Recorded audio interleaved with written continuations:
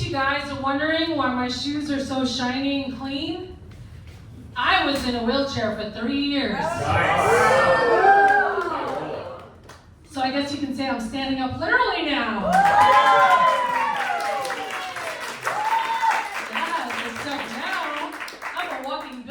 For side effects. Side effects include atrophy, bulging discs, CRPS, chronic pain, and getting beat up so bad by the system, I couldn't walk for 3 years. Whoa. And it's crazy to me how people treated me like a criminal when I was in a wheelchair, saying things to me like, "What you in for? When you getting out?"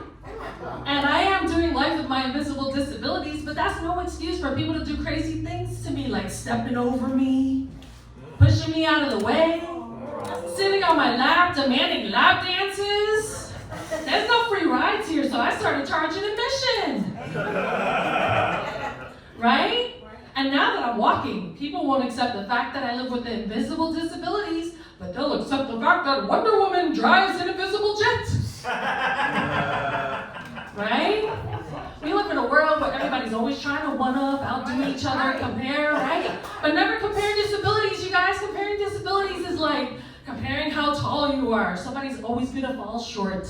And I'm 5'9", size 6 in Photoshop. I weigh 100 prime rib steaks.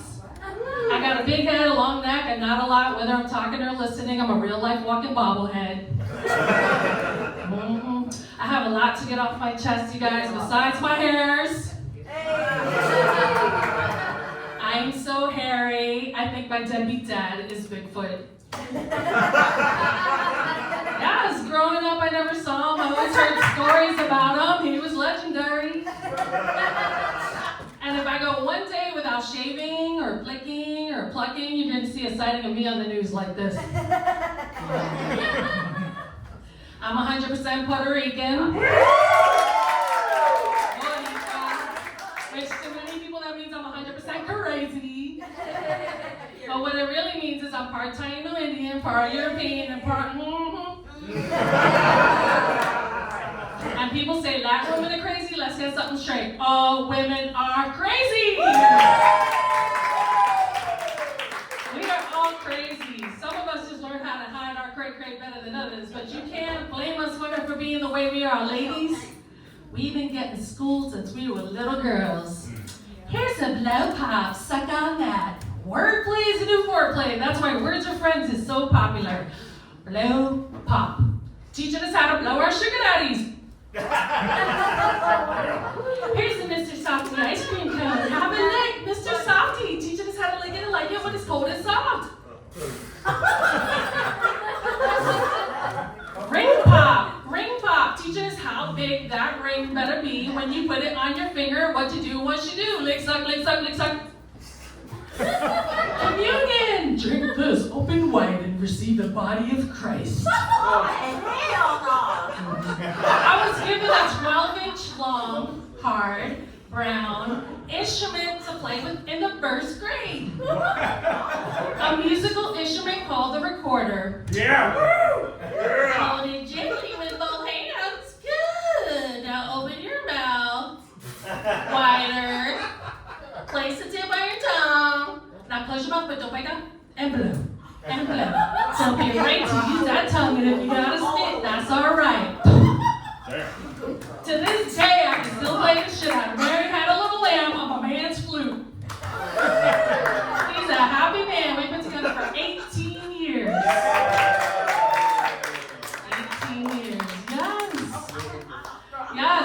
But it's crazy because it's true what they say about Latin women, though. We love to clean. Love to clean.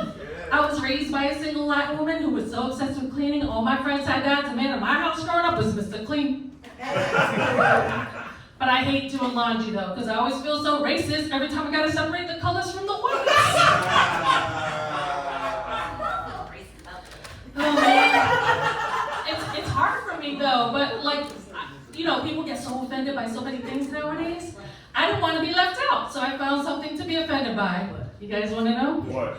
The word Hispanic. What? Break it down. His panic.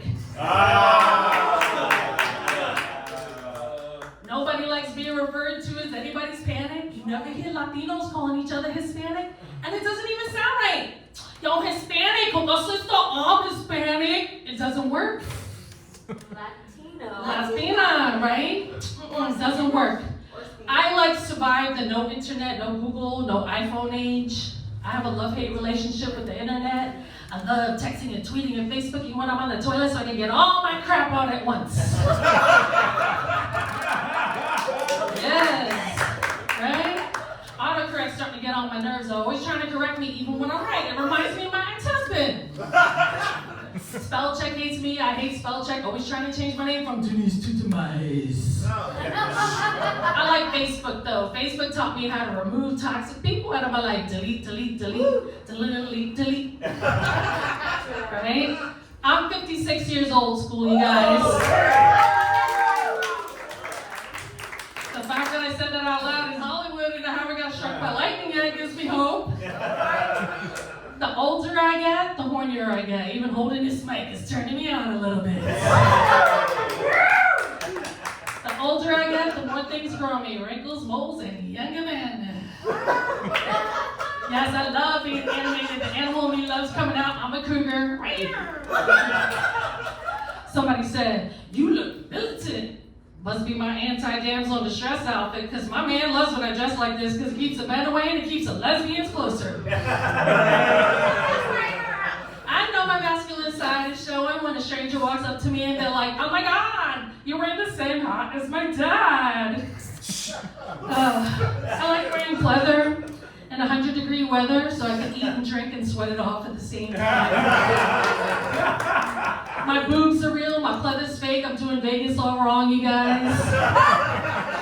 I sweat a lot, menopause, but I know my armpits are delicious because they smell like In-N-Out burger. I was walking down the strip the other day, and I saw a sign that said, menopause a musical, it's a party every night. That's false advertisement, you guys, because the only thing popping in my house every night is arthritis. I was born and raised in New York City, so thank you. I guess you could say I'm part Sicilian pizza. Yes. And I lived in the Bronx, so I was 11 years old, and then we moved to Roosevelt Island. I had to take this tramway cable car that goes in the air. I'm claustrophobic and afraid of heights, so the only way for me to get home was to pass out. And the first place I moved to was Edinburgh, Scotland. Somebody talked about wearing a kilt.